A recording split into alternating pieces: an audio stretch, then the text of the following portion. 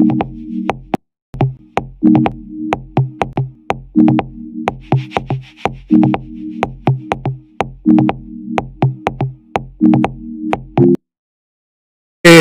how's y'all doing again? This is your host, Mr. Blows Your Minds, and welcome to another Black Minds News live report. First and foremost, I want to say what's good to my fam who should be happy to be in the house. New subscribers and all. What's good, everybody? Hope everything is going well with you and yours.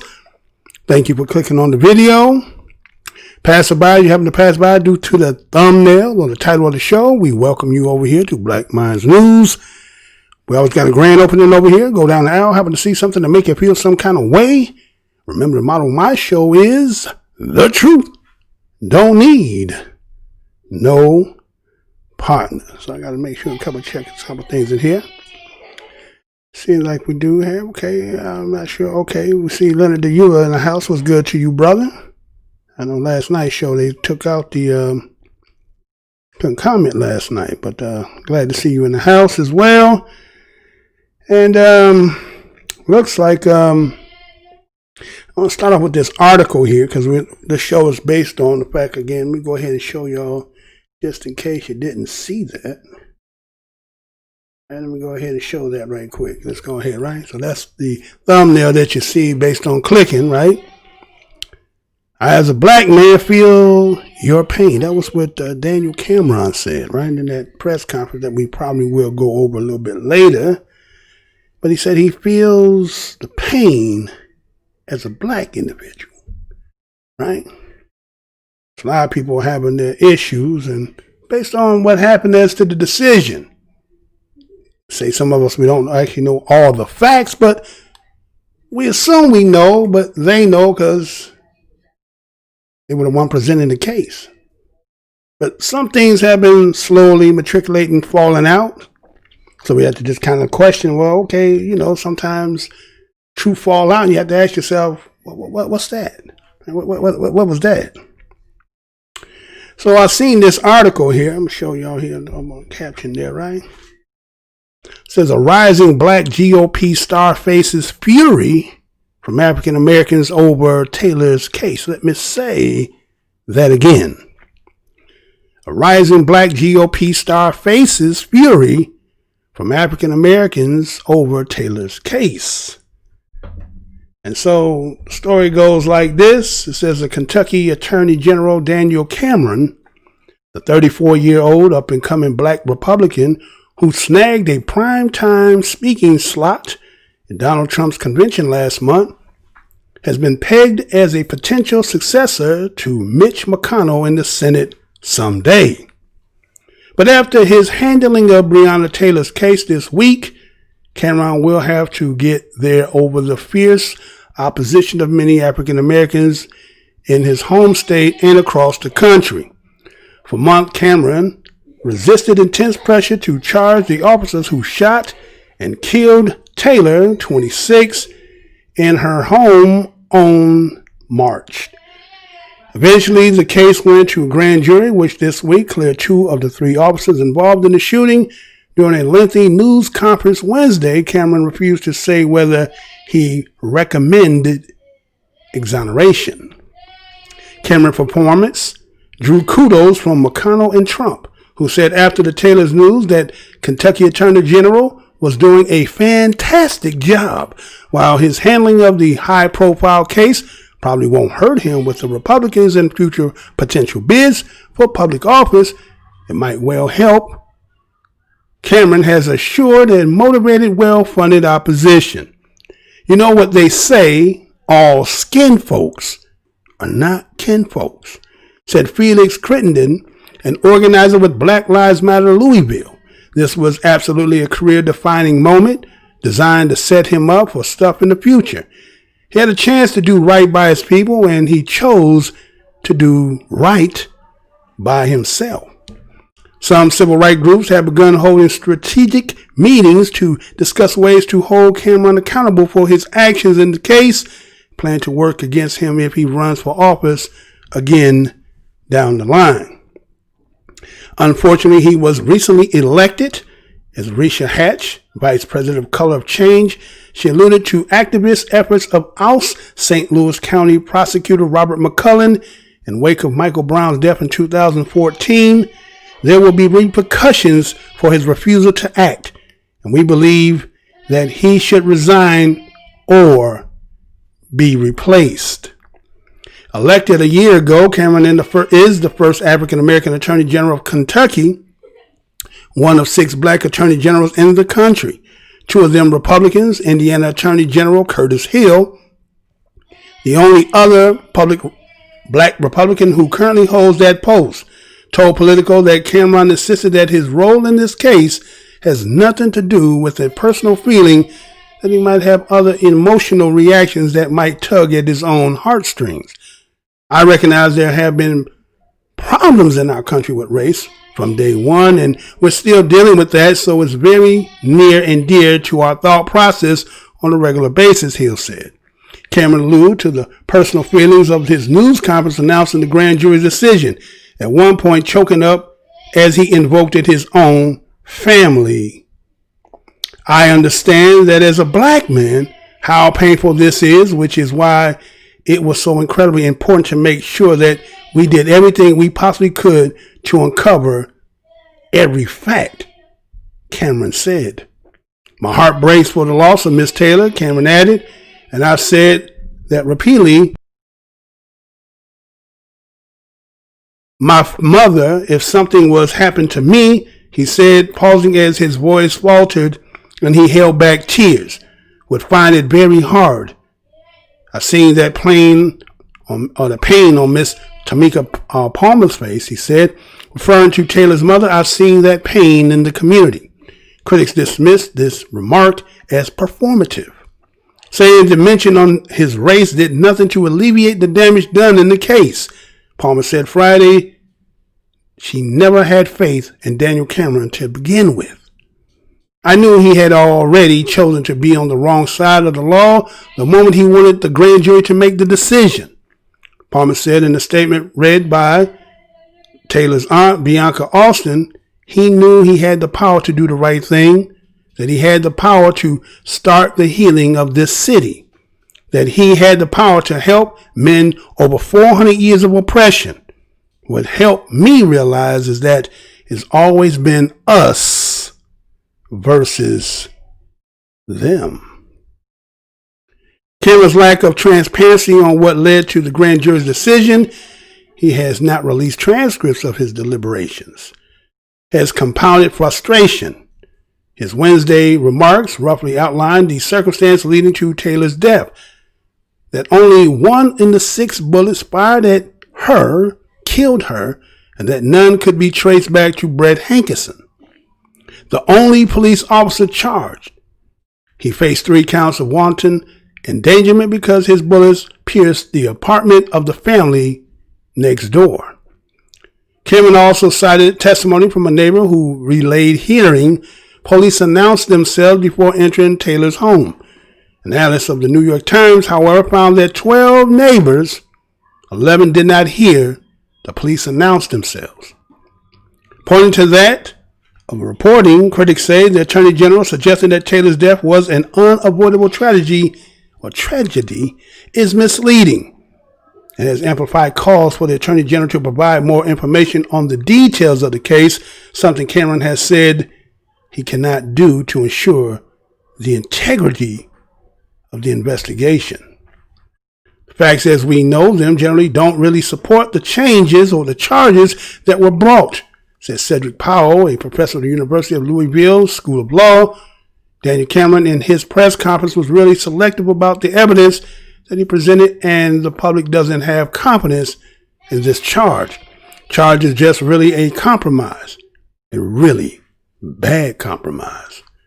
Ben Crump, a lawyer representing the Taylor's family, called on Cameron to release the grand jury's transcript, saying he believes that not all evidence was presented to the jurors before they made their decision.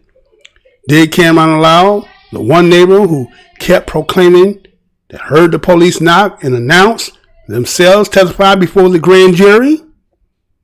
Even though I understand on 2 previous occasions he declared that he did not hear the police, Crump said at a news conference. Is this the only person out of her apartment complex that Cameron allowed to testify before the grand jury? That doesn't seem fair. That doesn't seem like you're fighting for Breonna. It doesn't seem like you're putting forth effort for Breonna for justice. Cameron's allies describe him as a hard worker whose team followed the facts of Taylor's case without bias or caving to public pressure. To be crystal clear, Attorney General Cameron is not anybody's enemy. He's working hard on behalf of all Kentuckians on all backgrounds to uphold the law, said Mike Lorangan, a spokesperson for the Kentucky Republican Party. Kentucky has a lot of strong Republican leaders, and certainly Daniel Cameron is one of them.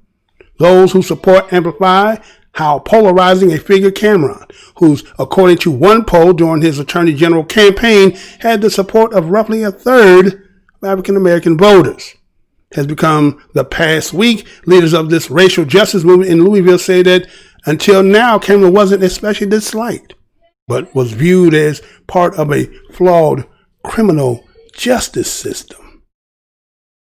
But now it's personal.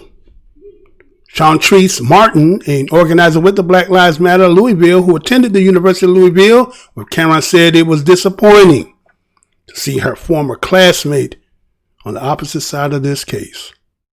I was hopeful that because we finally had someone who was black in the position, that possibly things will be different. A little, at least, she said, instead of being better for black people, he actually been worse. Okay, well, that's that story there, right? Matter of fact, before we do that, let's go ahead and do this, and then we shall be back after that.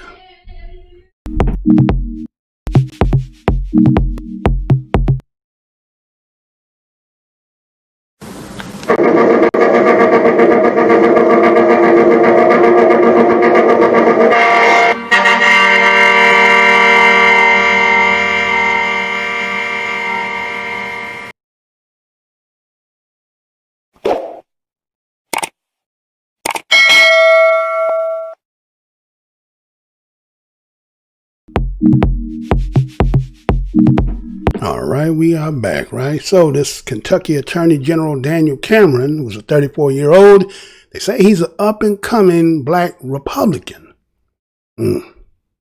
Especially where this country is right now, looking at trying to find a candidate, and some people even opting out to be a Republican, depending on what side of the fence you're looking at, right? But he is considered an up-and-coming superstar, they say, right? And he's been pegged, as they said in this article, talking about how the fact that he is a potential successor to Mitch McConnell, like somehow when you do the history, and many of you probably have not, but the fact is Mitch McConnell and him have a lot in common. Besides the fact he was his mentor, becoming his protege, he also is in the family. A lot of people probably didn't know that. We had just recently got married this year to the granddaughter.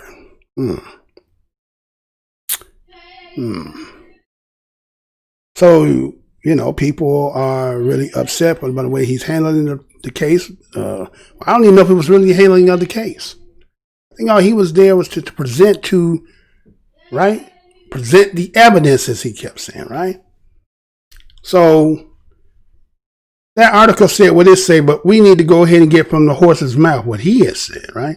Let me show an interview I had found that you'll hear how he looks at himself.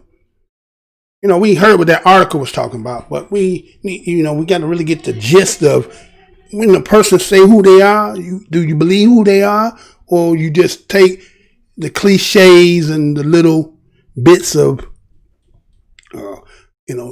let's say words they throw at you to try to make it stick, as we'll see later on some of the stuff that we're going to. So let me go ahead and let you hear this, and we shall be right back. Check this out, y'all.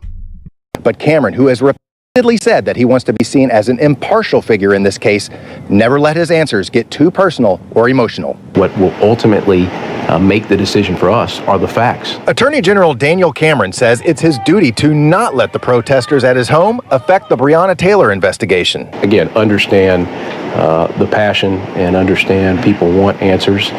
We want to provide the answers, but we have to do it in a way that respects this process. I recognize the importance of being the first African American Attorney General, the first African American to be independently elected.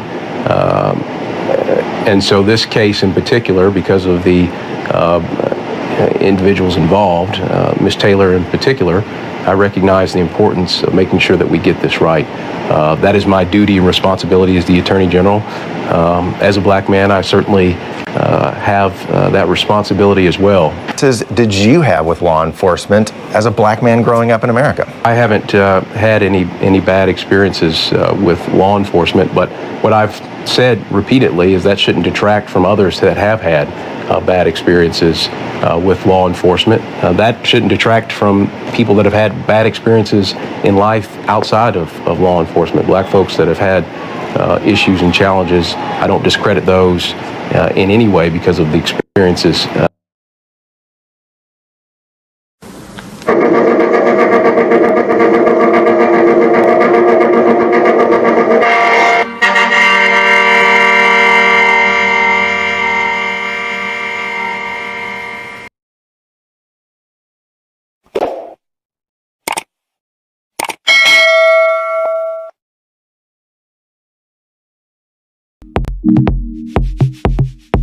All right, we are back, right? So that was Daniel Cameron, an interview he had did prior before the case. And so what you heard him say in there, you heard him say he wants to be seen as impartial, an impartial figure. Black folks, what does that mean? Now, again, I know it might be other people who might be here, and again, it's not all about just the racial element, but again, you know, we are in the United States. We are the descendants of those of slavery of this nation who built this nation, and we have always been fighting, trying to get what, according to what the marquee of the country says, right?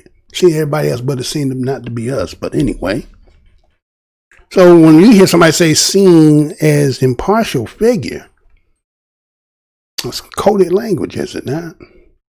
Kind of like one time I remember seeing when Barack Obama went on to, I think it was The View, and Barbara Walters was still there at that time, and she asked him a question. She said, why is it that you say you're a black president? And he said, well, if people see me as, then what's wrong with me identifying just because of the way they see me? But yet, you keep saying that somebody is the first black president. So today's show, we're going to actually look at does that mean when somebody say first black president and an African American? What does that really even mean? See? Because it seems like we as BADO, as black American descendants of slavery of this land, it seems like everybody gets to somehow take over our identity. Matter of fact, I'll get into that later when we talk about, remember the movie Get Out? Remember that movie Get Out, right? We'll talk about that a little later. So, somebody say impartial figure is just basically me, I will not identify. It's kind of like when Kamal Mess said, you want to do anything for black folks? No, I'm not going to do anything just for black folks. Even though you probably was running as black, but somehow you done chameleoned until now you ain't that anymore. So it's like, wow, you know, everybody's like, man, it's like a trend. You can be black when it's a convenient. We who wear this from the essence within, there ain't no taking off, right?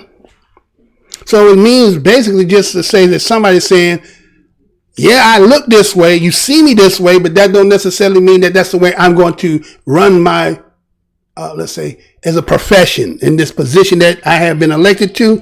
That is not what I'm going to do. Right? We understand why you say that, right? We get that, right? And so he said about how his decision is to the facts, right? Well, that sounds good when we hear it. Like somebody said, man, all I do is present the facts. The question becomes, can facts be fabricated? Let me say that again. Can somebody present facts that can be fabricated? Or everything that is stamped as facts is facts because, like, is it the fact that, let's say, now there are truths and then there are facts. Now, truth, I don't think you can actually fabricate a truth. But I think a fact can be tweaked. Now, I could be wrong, but my assessment of how I'm looking at it, I think truth and facts are two different things. Facts, I think, can be presented in a way that looks like it's the truth. But in the core, once you get into dig and look at it, you may say, oh, shit. Well, you got over with that one, didn't you? Oh, shit. If they ever figure that one out. Okay? So that would be the case.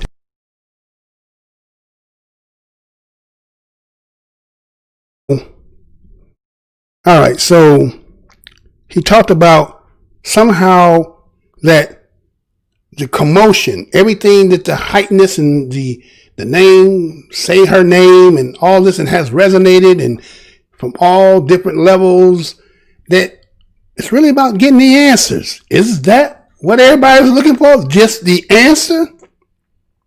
Or is this answer versus justice? Answer is easy. I can give you an answer whether you like it or not, but I did answer what you were seeking for. Is that what the end result was all about? An answer? Right? Or was it justice? Or does justice not apply to you who, in the beginning, when we constructed or made this place that you built, but when we wrote the script to the game, we never included you? And then the Supreme Court actually doubled down on that and said, well, you guys, according to the way we interpret it, says that citizen is never about you. So have y'all been holding true to that? Especially for we as BADOS of this land, right? Okay. We're going to look at that, right? And the fact again is, when they say first African American, that term is used in such a way that people use it for their advantage. I myself would like to have some penalties for people who use it for benefits, knowing that they are not part of that, because it seems like you can come from other places, right? You can come from other geographical locations around the world, and then somehow you come here, you get to graft yourself in with me. Now, again, as it said in the beginning with this story, it says, well, black. Well, yes, that is a colloquial term which has been used, has been designated, that we're talking to people who look either African descent, that, okay, we can use that. And then I say here, being here in the United States, black is me, particularly black Americans, those as me, BADOS of this land and so forth and so on. But other people have taken it on. But again, you come from another geographical location. So your black hyphenation got another designation of a geographical location, but you don't want that. You want to, again, graft on mines. So what happens is people get to come here, be elected, put in positions of profession, and say, I'm African American. And so certain people will use this statistically to say, look, there's no problem here. Everybody is African American. He's the first one. You said that's the same thing about the president. But was he cut from the cloth of BADOS? We got to be honest with ourselves, right? So, okay, anyway. So what is that? What is an African American? He said he wanted to be the first black man and is a black man, and that he felt like it's his responsibility to do the right thing. I'm saying that again. That's what he said. You heard him say that right there in that video. He's a black man. He's the first. He's being stamped as that, an African American, and he believed his responsibility is to do the right thing. Really? Really? And so the question was asked, well, your experience? Have you gone through that? No. But that doesn't detract me from not, understand. You understand? Have you ever walked past some kind of store, got a storefront, and got some things in that window, and here you is walking, wow, that would look good on me, or I'm interested in looking at, right? Like let's say some clothes or something. Say it's either some shoes or some clothes or something. You see it on the mannequin. And you walk by and you see it and say, dang, that look good if I put that on. Now, you looking at the mannequin, it look good on the mannequin because it's enticing you to say, right? Well, black Americans are United States of the mannequin, right? It's you who coming by who's saying it look good on you. You want to put on that to make you appear to be just like the mannequin, right? So to say you have the same experience just because you take the title, but you don't have none of the experience in the history, is that disrespectful to the people who that is? Or everybody just feel like, you guys, don't nobody, right? So that's how a lot of y'all look at it. Nobody respect you guys. You know what I'm saying?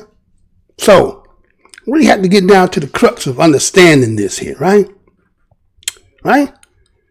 It doesn't do us any good if we go any forward in our lives because somebody's playing the game with us any damn way, right? A lot of people playing the game, and then a lot of people be upset because, hey, this Mr. Blow Your Mind is actually trying to get me. Look at this stuff, right? Well, remember I was talking about the movie. Remember that movie you were talking about Get Out, right? There's a term in there that was used in people doing what's it called, doppelgangers, right? Remember that doppelgangers. Now, when you talk about a doppelganger, they're just saying, well, literally they said, well, it's a double walker. What the hell is that? Double walker. Then they go on and talk about, well, biologically, it's like an unrelated lookalike. Now, I understand what I'm telling you here. I understand how I'm trying to paint this. A doppelganger. Double walker, a biological unrelated lookalike, double of a living person. Now, I guess the other one was dead. If you take what Donald Trump said in the place where they're coming from, I guess you would say that. But, okay, you hear, right? And doppelgangers are often portrayed as, some kind of paranormal phenomenon, right? They say ghostly, but I'm using this in another way, right? And they seem to be a harbinger of bad luck. Now, bad luck to who? The person that you're trying to impersonate and take over? You're putting bad luck on them? Is that what that's about? They also have traditions and stories that talk about how the doppelgangers with an evil twin. So one of them is the good and the other is, the good son. Remember that, the movie, I've seen the good twin, the good son, right? Where the mama, had her best friend's son because she died, and then they both hanging over the dead cliff, and her son is the damn devil. And then the other one here, they got the choice between the good and the evil one, right? And this one is biologically yours and the other one is not. But he's good and your son, he crazy, huh? That choice to be made here. But in this case, doppelgangers seem to be, stealthily moving in opposition that we seem to not be detecting on the radar. They've been cloaking themselves and moving and acting, and we sit here like, oh, we're all black. Really? You heard in the article say, everything of my skin ain't my kin, right?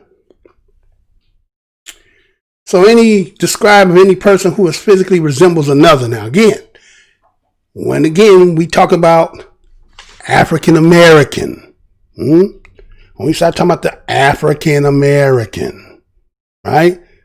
Now, when you look at the African American, they refer to as Black Americans, Afro Americans, right? Anybody, if you're new over here, you probably never seen, but I've got a little clip where I play with this little brother, and he's like, the teacher is having a talk with him and trying to teach him about, the importance of identifying yourself. Now, Lil Leon, people going to try to give you money, and you need money. Yes! Now, all you got to say, Lil Leon, is you are a Negro. You want this dollar. All you got to say, Lil Leon,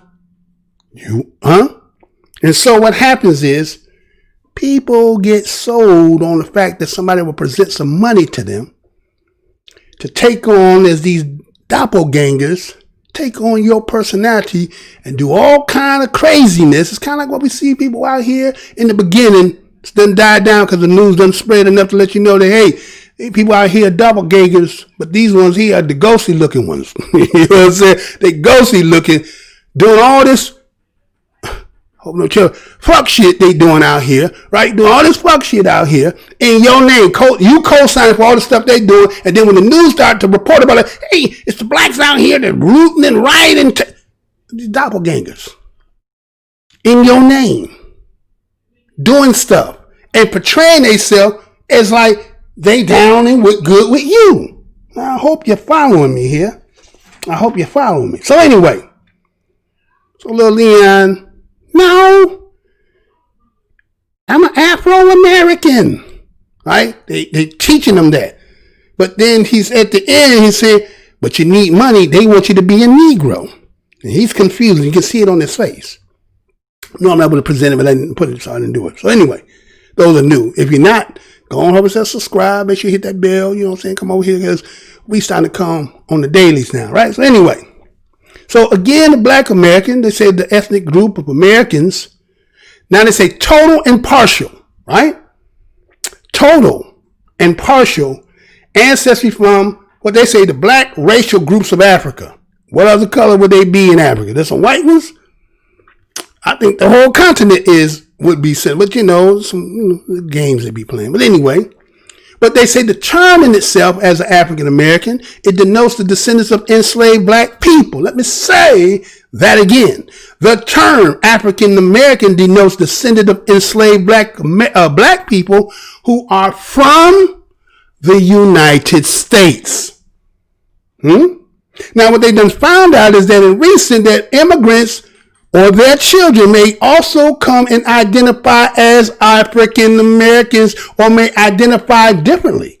Oh, you have a choice. Why we as BADOS ain't got no choice? Oh, you're African descendants. But okay, everybody said, I went and took my tests. I come to find out I'm 12% Nigerian, but all this, right? And that's fine if you want to take that, but I believe that's something nefarious and even deeper, but don't pay no attention to me. So you get this results and to tell you that you got these places on the continent that somehow your blood and genes tied to. But you know what you can't do? Your ass can't get your last name, but who the hell your damn people with? Let me say that again. I bet you can't take that shit and go find somebody over there with the same last name or that damn blood that you claim. You're just going to claim a whole damn area. Hey, family. Everybody going to be like, who the hell is this motherfucker here? Huh? But see, that's the game they play with us. So the only definite thing that you do got, even though taking on this, this name that again, historically will tell us that it coming from your slave owner, master and all that other stuff. I get that. I understand that. But that is what identify you being here in this country, correct or not? Okay, so that being the case, then guess what? How does somebody who know they come from somewhere geographically a different location migrate, graft themselves here, and then you be able to attach yourself on to my history as a people who are distinct by its history? And then you get to use the benefits of what supposed to be, when we look at the real origins of all rights and everything in this country that should be afforded to me and my people, have been somehow, people been slowly, I ain't even gonna say slowly, just been blatantly in our damn face. We all got everything about other people coming from other places. Well, what the hell's wrong with your damn homeland? Why the hell you won't fight your ass over there where the fuck you come from? No. You done built already for over there. And they done already deemed you as you can't get nothing. So it's be nice for us to come over there and doppelganger you guys. Huh? It's a conversation nobody want to talk about. Only black minds lose. The only one that's going to do that. I ain't here to I'm not here to be divisive. I'm just the facts. Remember the facts. So we okay. So anyway. So what we got is that so you got, they say most. I don't know how you say most. It has to be all. There is no most African Americans are descendants of enslaved people, but they done changed it somehow. See, while you sleep, not paying attention, they done came and they done snuck and changed it. Now they say most of us as BADOS, who descendants that we know that come from the South and from the whole historically, but they done now done grafted on other people, even though you didn't know this, but check this out.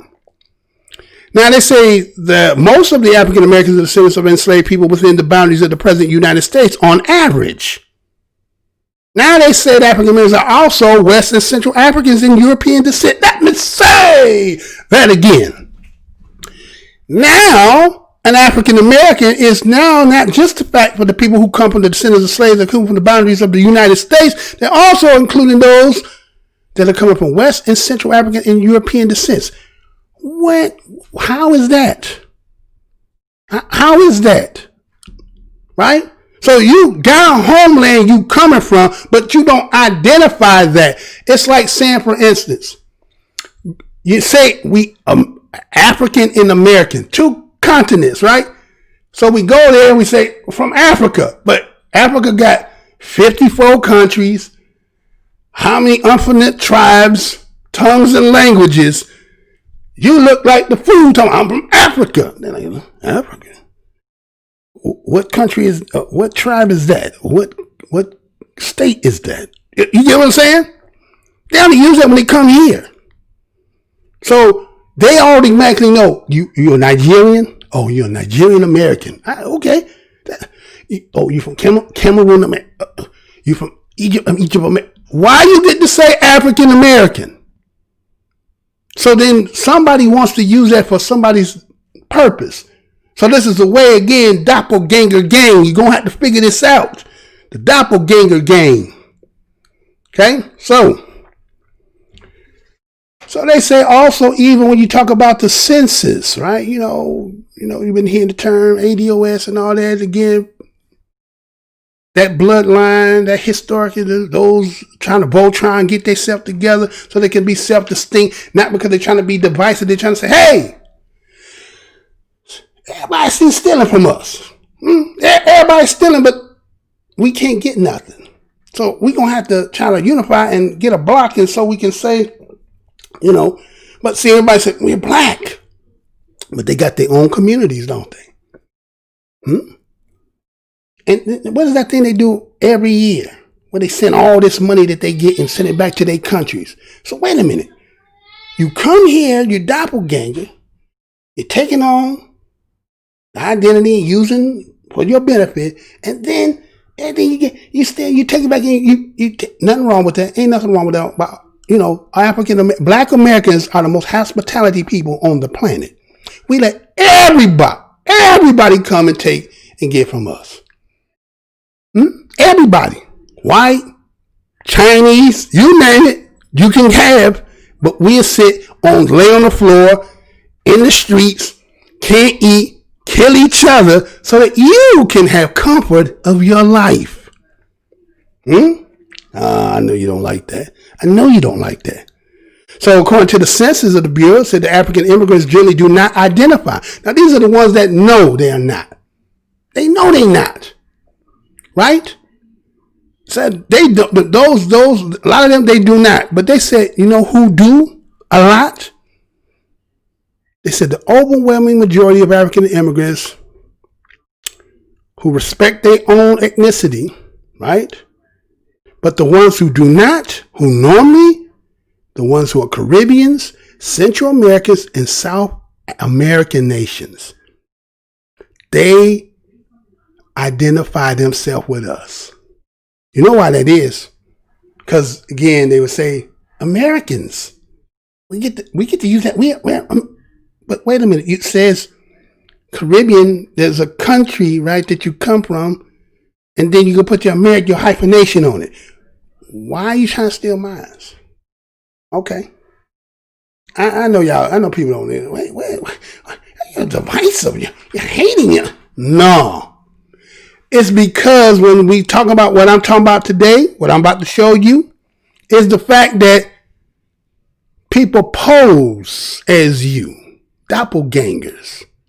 And then when you don't get the result, is because there's certain things you're going to have to learn how to start asking certain questions to get to the truth, to find out if somebody really down for you or not.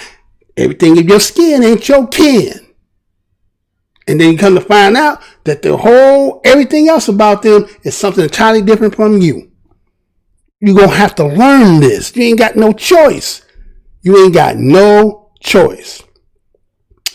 Okay? So that's Black Americans, right?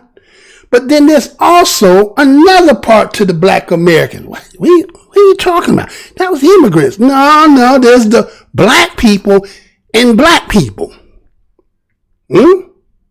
Did you not know that there's a separation about black people in this country? There is what they call the upper class African American. Let me say that again. There is called the African American upper class. Now, who was consisted of that?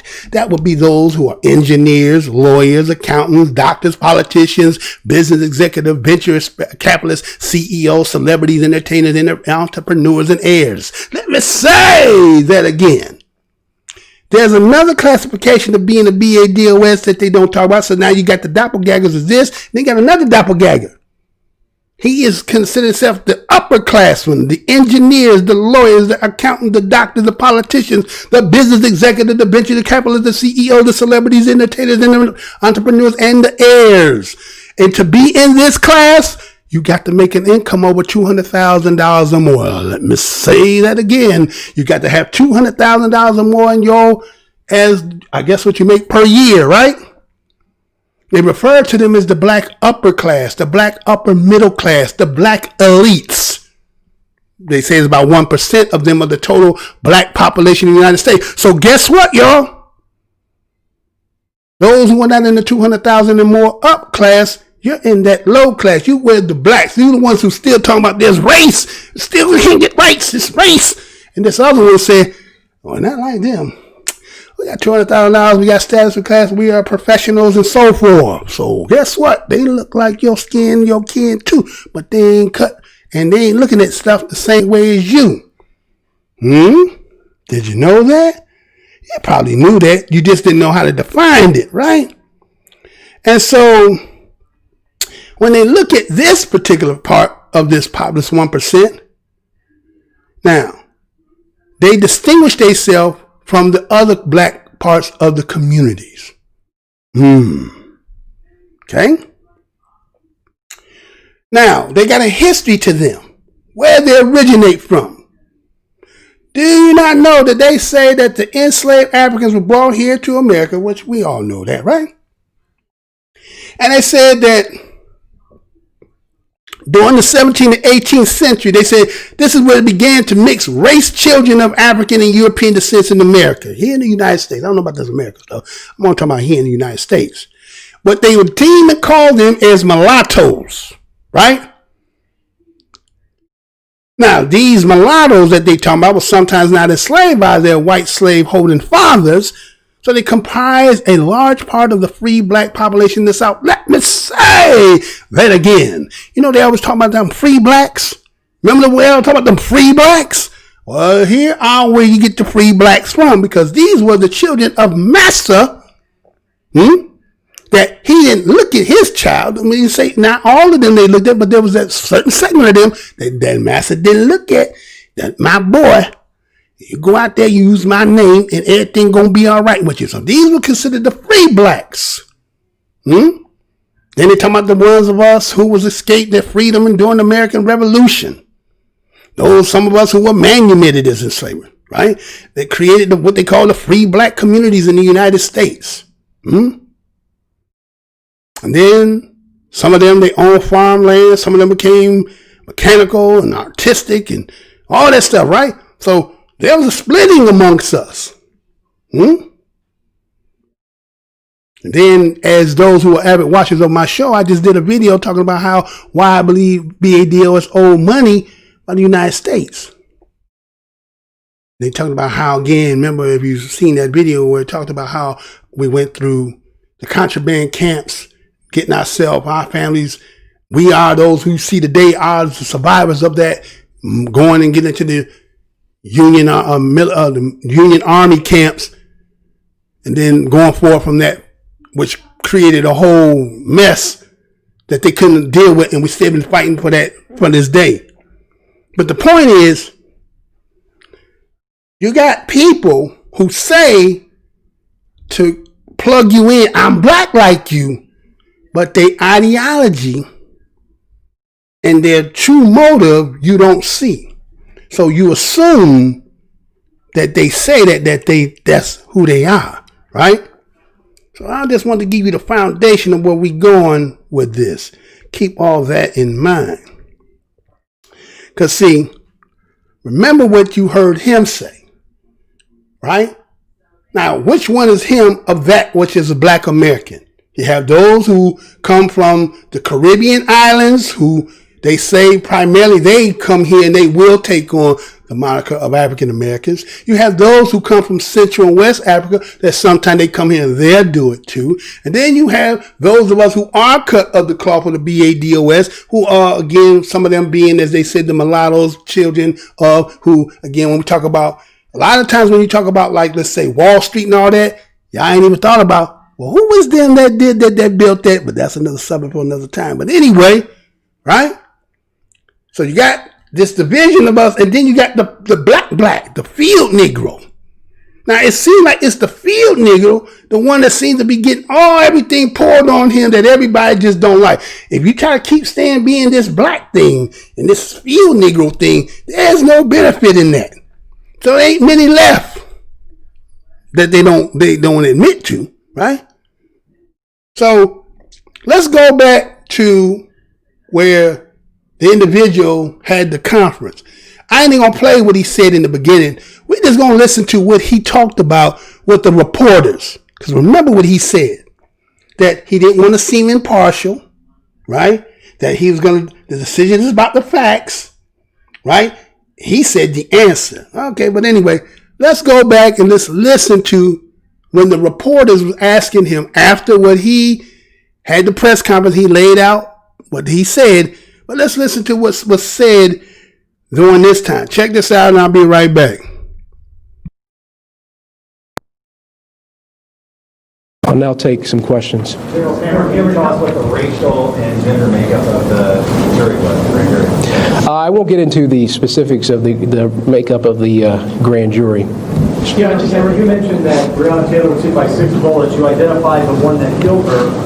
Who shot the other 5 bullets, and is any of Hankinson's bullets in Ms. Taylor? Based on the evidence, there's nothing conclusive to say that Detective Hankinson's, any of his bullets hit Ms. Taylor. I'm just curious what your message would be to the family and those who support her in the community, because based on what you're saying today, the grand jury basically found that none of the officers involved are directly responsible for Breonna Taylor's death. Well, as I said from the beginning, and I appreciate that question, this is a tragedy. And sometimes the law, the criminal law, is not adequate to respond to a tragedy. And I fully acknowledge that, and I know many that are watching today and those that are listening recognize that as well. But the response is that the grand jury was given all of the evidence, presented all of the information, and ultimately made the determination that Detective Hankinson was the one to be indicted. To be clear, did your special prosecutors make a recommendation to the grand jury? Grand jury proceedings are secret, and so I'm not going to get into the specifics of details about that proceeding. What I will say is that we presented all of the information, and they ultimately made a determination about whether to charge. In this instance, they decided to indict Detective Hankinson. General Cameron, one question. Firing in self-defense, do you think state law needs to be changed? I'm sorry, say that again? When it comes to officers firing back in self-defense, do you think the current state law needs to be changed with cases like this? Well, what my role as the special prosecutor in this case was to provide the information and facts to the grand jury.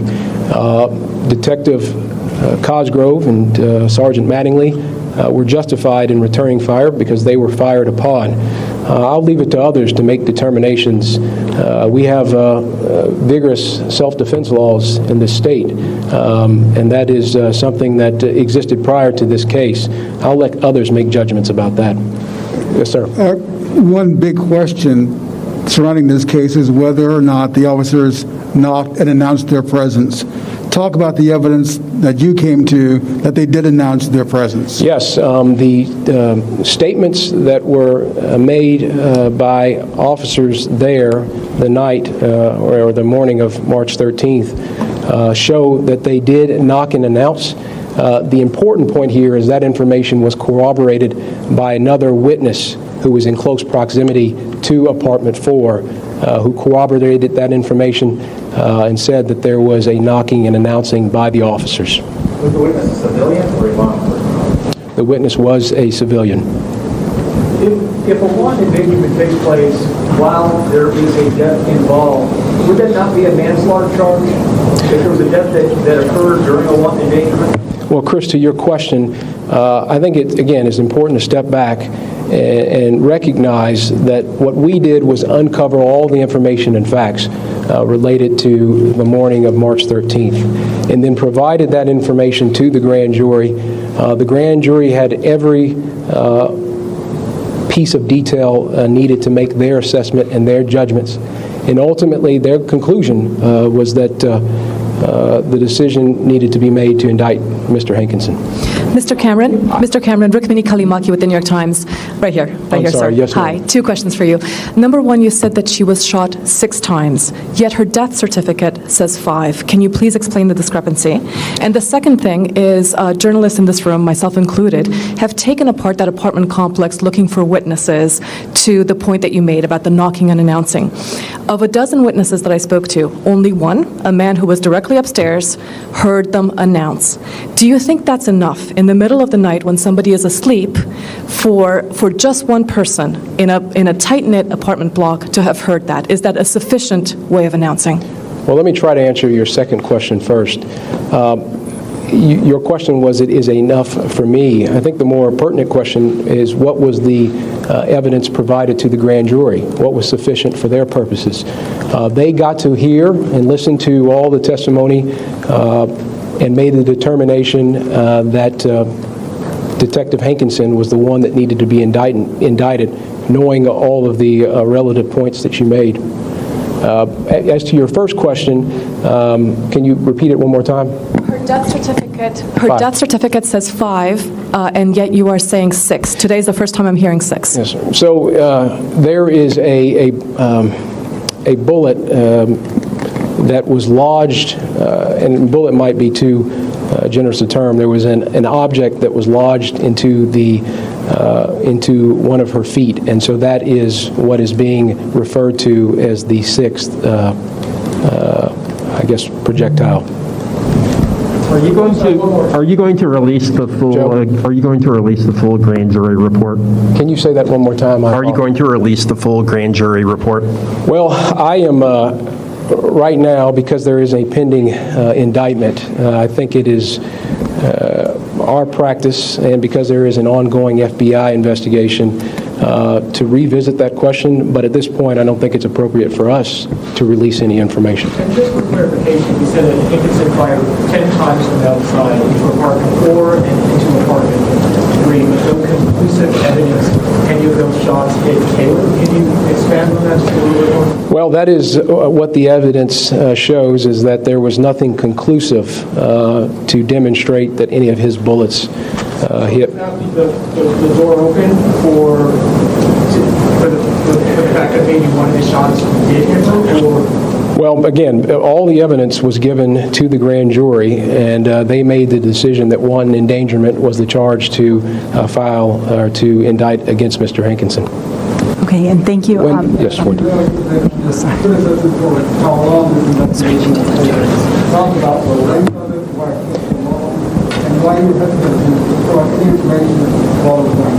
Well, your last question about providing information.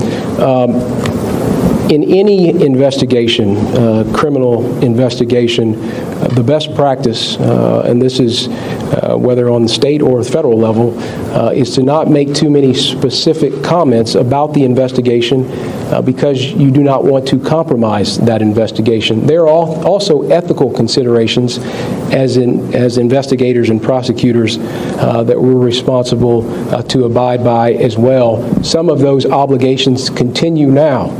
because we have a responsibility to pursue the prosecution against Detective Hankinson. It's my judgment very early on that we needed to take this case in the Attorney General's office. As you know, the Commonwealth's attorney was conflicted out of this case because of another matter that he was pursuing. I could have farmed the case out to another Commonwealth's attorney in one of our 120 counties. Instead, I did not do that because the resources that we have to bring to bear and the relationships that we have with our federal partners, in my judgment, were needed to uncover the truth in this case.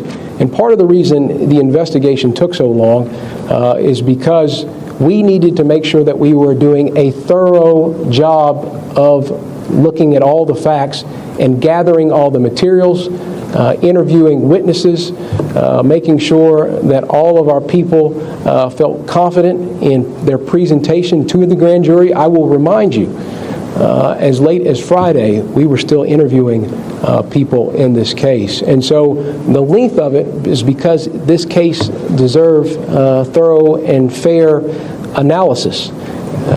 That was needed and deserved by Breonna and by her family, for the officers involved, for the community of Louisville, and for the Commonwealth. We needed to have a thorough investigation. We also got the FBI involved in terms of the ballistics report. We needed additional, their ability to scrutinize and make an independent assessment as well. And so the length of the investigation was a reflection, I hope people understand, of how important it was that we got this right. We didn't want to rush it, and we did not. And I'm grateful to the team that is behind me for the work that they did. Look, over 200 years of combined experience. These are prosecutors and investigators who don't care about political distinctions, don't care about influence in any particular regard. What they care about is the truth. And we presented that to the grand jury. Sir, sorry. I'm sorry. I won't get into what our private conversation was. Yes, ma'am. Yes. What do you say to people who say this is just another example of the black community not getting full justice? And what specifically do you plan to do to calm a community that's long been hurting? And do you understand that anger that people might feel? I certainly understand the pain that has been brought about by the tragic loss of Ms. Taylor. I understand that as a Attorney General who is responsible for all 120 counties in terms of being the chief legal officer, the chief law enforcement officer. I understand that. I understand that as a black man, how painful this is. And which is why it was so incredibly important for make sure that we did everything we possibly could to uncover every fact. And I know, look, this team, myself, the members of the representatives of the Attorney General's office have taken a lot of criticism and scrutiny. But that scrutiny in many ways was misplaced because there was not a day the people in this office didn't go to sleep thinking about this case, and it wasn't a day where the first thing on our minds is getting to the truth in this case. And obviously, again, the criminal law is not meant to respond to every sorrow and grief, and that is true here. But my heart breaks for the loss of Miss Taylor, and I've said that repeatedly. My mother, if something was to happen to me,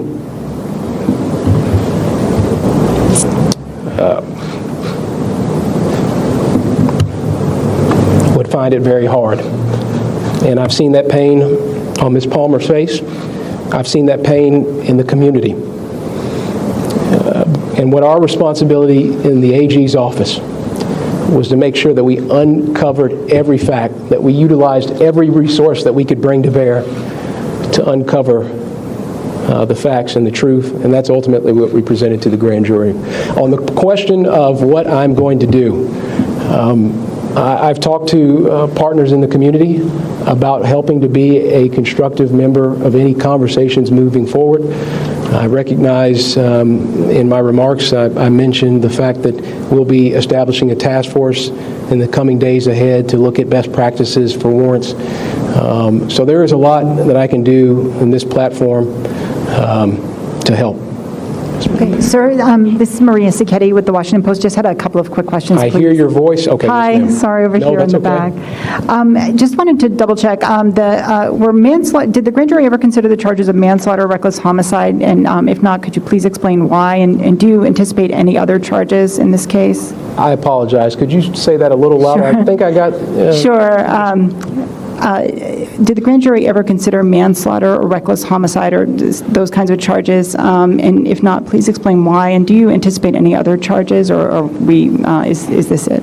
I won't get into the specifics again of the proceedings themselves are secret, but what I will say is that our team walked them through every homicide offense and also presented all of the information that was available to the grand jury, and then the grand jury was ultimately the one that made the decision about indicting Detective Hankinson for wanton endangerment. I think that in terms of what happened the wee hours of March 13th, in terms of that particular or specific date, and what happened that night in the apartment, I think it is unlikely that there will be any additional prosecutions that come from that event itself.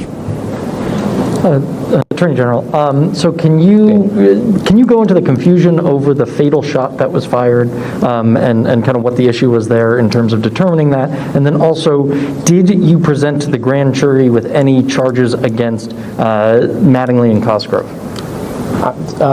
Well, so as to your first question, what I think you asked about was Confusion over the fatal shot. Yes, the reports that were provided to us by the Kentucky State Police and then the FBI as it relates to ballistics. So initially we got the report from Kentucky State Police, and it was inconclusive about making a determination into that fatal shot. And so again, with the relationships that we have with our federal law enforcement community, and namely the FBI, I thought it imperative that we utilize that resource. And so they undertook an independent analysis and review of and conducted or provided a ballistics report. There is nothing that this team was able to glean suggesting that there was an objective reason for why FBI was able to conclusively or definitively state that Mr. Cosgrove fired the fatal shot. Both, again, KSP, their lab, well-regarded, well-respected, FBI, equally regarded and respected. That said, it certainly creates some issue in terms of providing that information to the grand jury and providing that at any subsequent prosecution. And so it was, from our judgment, important to provide both of those to the grand jury and then ultimately let them make a determination about what to do with that information. And were they presented with charges for Mattingly?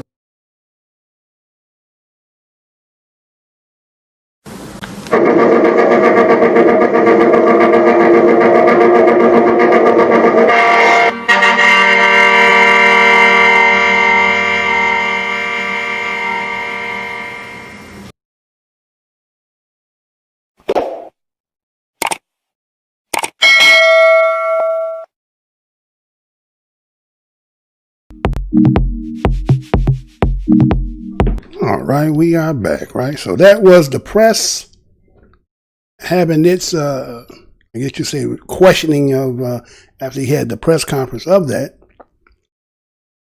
And one of the reporters asked, what was the makeup of the grand jury, right? What was the makeup? Again, it's secretive, grand jury. Nobody knows You know, it's kind of like this kitty, but you remember Snuffleupagus on Sesame Street? Well, Big Bird, the only one that knew that he exists. Everybody else had heard of him, but they don't know that he exists. But that's how the grand jury is. A secret of people who own the proceeding that nobody can't see, but we just got to go on what you told us and what you said you gave, right? But we can't find out who it was, what is the makeup, even if you had to say no name. I mean, you know, was it 5, 4, 3, or 1, 1 and tie 5? You know, something, right? No, I can't get none of that, right? I can't get none of that. One reporter asked about the fact that, you know, according to I think it was a death certificate, but I heard also 8, right? I've heard 8, but she said 5. So it's like the numbers are all everywhere. Ain't nothing seemed to be like concrete, but reporter asked, well, my standard of what I've read, it was said 5, but you're saying 6, right? You know, well, she was shot in her feet, but we're not going to say shot with a bullet. We're going to say projectile piece. What really she shot in her foot, though? Huh? So one of us was like, well, what about the, bullets that did hit her? What gun did it come out of? Well, that's not conclusive. You mean the one that you're going to charge that was shooting wildly? None of his bullets hit her? No, well, none of her bullets. Well, whose bullet hit? I don't know. Unconclusive. Well, the FBI did find that it was a person, but the KPS was like, nah.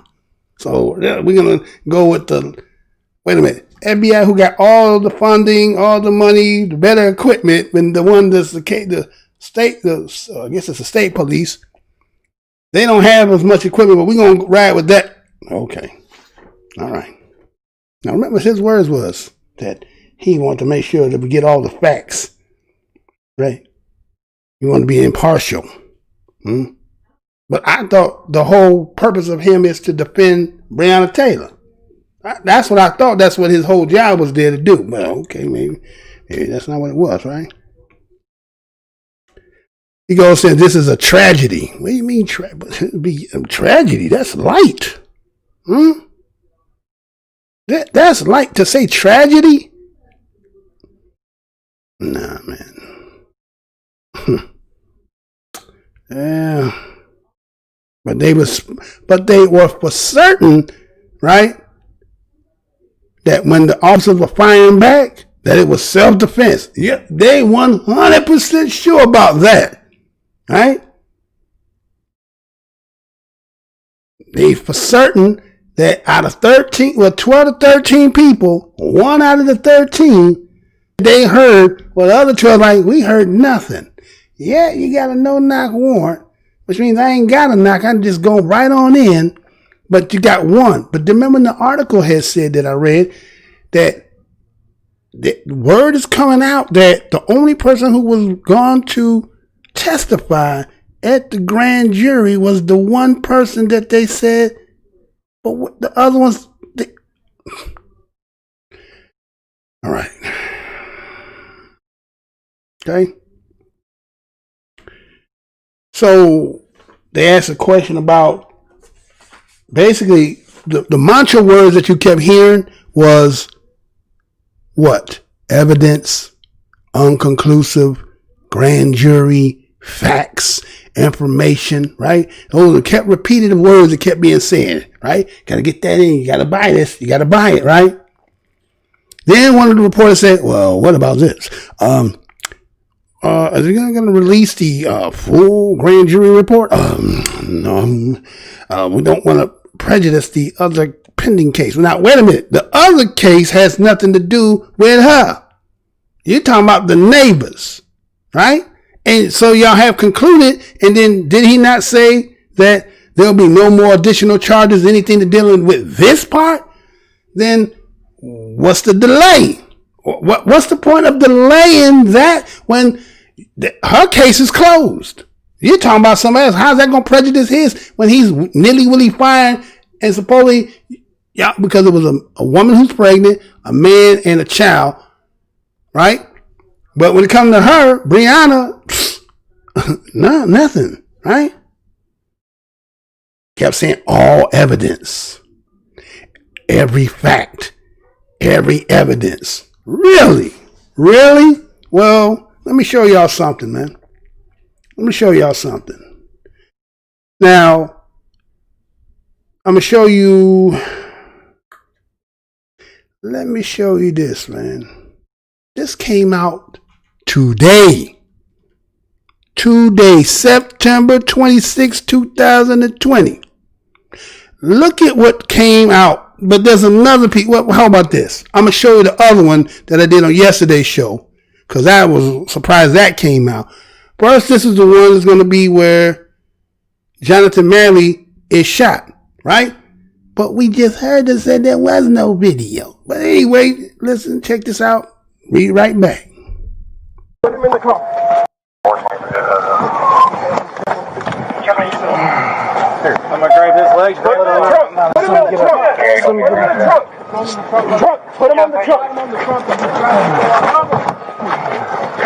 Here, just lift him. Grab under his arms. 1, 2, 3. Cover him. Let's go. Cover me. I'm with him. Stay down, John. Stay down. Mike, get out of the way. Stay down, John. Go. You can go a little faster. Go. That's good speed right there. Open these windows. Put him in the car. Here, I'm gonna grab his legs. Put him in the trunk. Put him in the trunk. Put him in the trunk. Here, just lift him. Grab under his arms. 1, 2, 3. Cover him. Let's go. Cover me. I'm with him. Stay down, John. Stay down. Mike, get out of the way. Stay down, John. Go. You can go a little faster. Go. Go. That's good speed right there.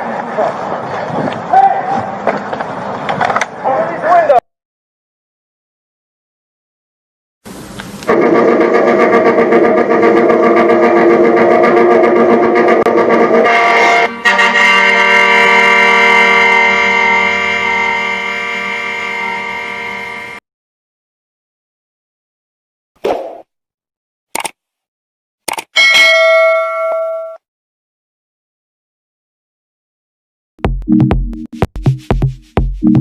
All right, we're back. So that was a piece of video that fell out the other day showing that John Manley had been shot.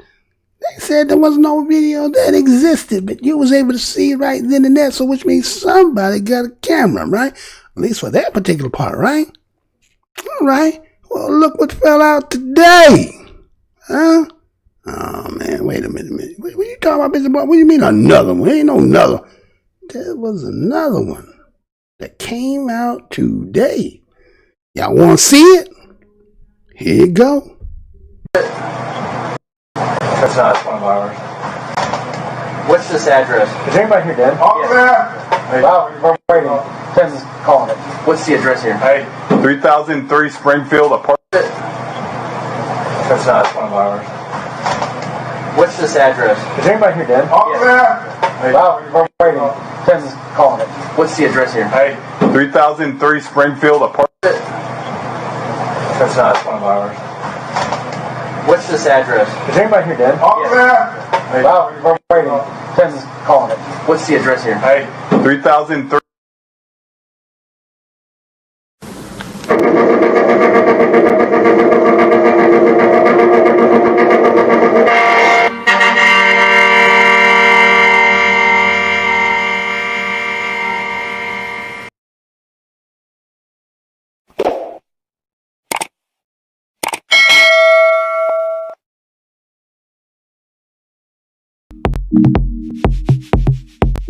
All right. So, wait a minute. That's a second one. They say when there's smoke, there's fire.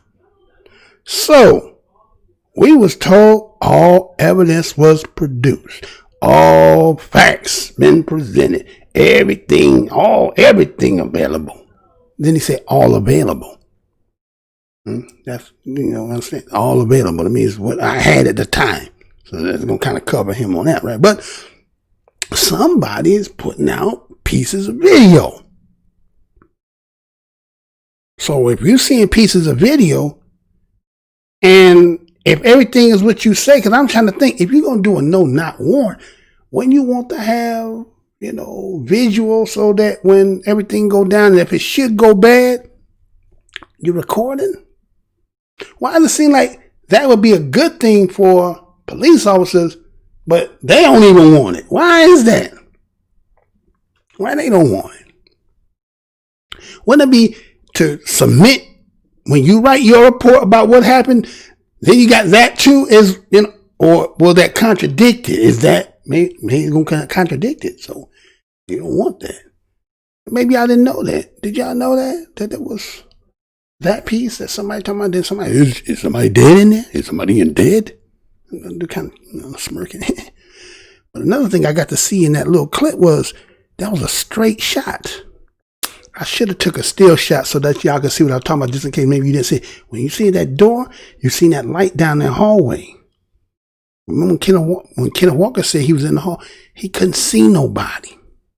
So if that door is a straight shot, it would seem like a straight hallway, because we don't have no actual visual, no visual other than the fact that the stuff that I've gleaned. And let me just give you some visions of that, just in case, so those who might be new over here don't know that I got that. So let me see if I can put this out here, right? And you see on your screen there, right? So that was all the casings and all that, and that's the door, shoot through the windows and all that good stuff, right? Now, I don't know if that's the bedroom window. So they said like it was surrounded, right? That looked like that they were surrounded. So if that's the bedroom window, then you got the glass, right? And then you got the front door, right? So that's at the front door there, right? That's somewhere in the apartment. I see somebody's hand, like somebody, I don't know. That's 3 shots there. That's a front door. See the door hitting as far as it can go. That can't go no more. So when you come in there, you can see a straight shot. It was a straight. So when you come in, and he say, again, his testimony, he seen the 2 silhouettes that he could identify male or female.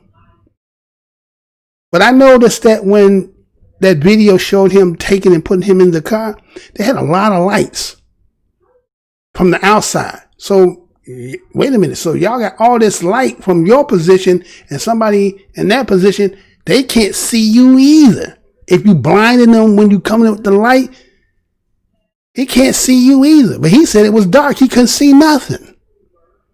Right? So I don't know. Right? But my whole point is, there's videos somewhere that exist, because I don't think none of this should be out nowhere. You understand? After they done went and did what they did in this case and said, you know what? That's it. It's done. Why doesn't somebody feel the need to have put this out there to try to, look, he was shot. He was shot by him. But as many bullets that we see casing markings out there from the side door, back, how we know for sure who shot who? Yes, he admit he shot a warning shot. But again, we heard the phone call and how scared he was, and they said scared man can kill you. But when it comes to shooting, you got to have some kind of precision, right? But if you're shooting in the dark and just got lucky, but according to what he's saying is, he actually comes in, he looked to the right, which is, I guess you could see the patio, turn, look down the hall, and he could see the 2. They side by side. He said, threw him off. But that's, uncalculable time. But ain't you, all right, you already busting in, and then you say you see him in a position of stance, and then he's shooting you first. You trained. He ain't trained. I know this. They say we got the extra animal twitch, what they call that, twitch muscle. The black people get this twitch. That's when we can run fast, jump high, right? So okay. Yeah, even in that, probably was a little ratio in there, right? Well, a little ratio in there too. But the point I'm trying to show is the fact that there was videos out here that they coming out all of a sudden. Where's these videos and where the rest of them at? Why would y'all even do that?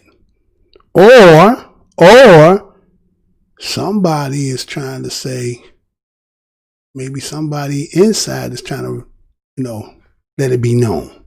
One, I think, came from the lawyer, but that new one, that other one, where did that come from? And why would you present that? Are you antagonizing black people? Or is this piece of truth that done fell out of from somewhere?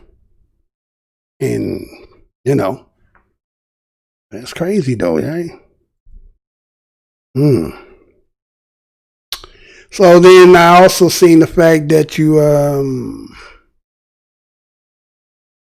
got they had this by the family, that Benjamin Crump, right? A lot of people got a lot of, issues with him. But just in case y'all didn't see the little press conference they had the other day, check this out. Be right back. This jury proceeding, if you want us to accept the results, then release the transcript. That's right. Release the transcript so we can have transparency.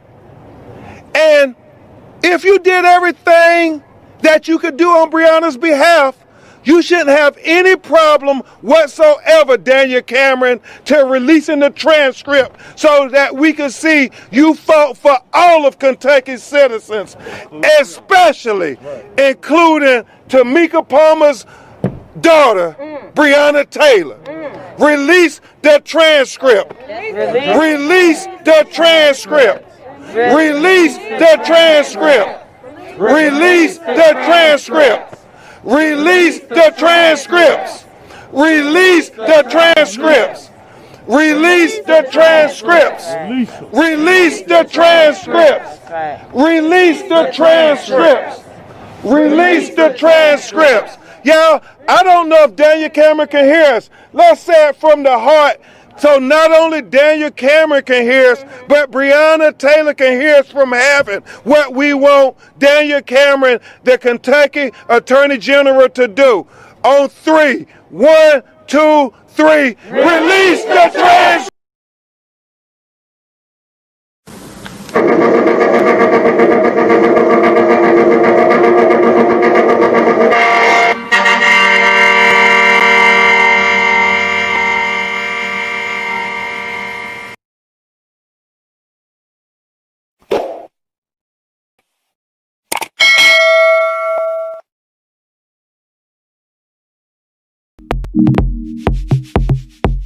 Shit, release the video.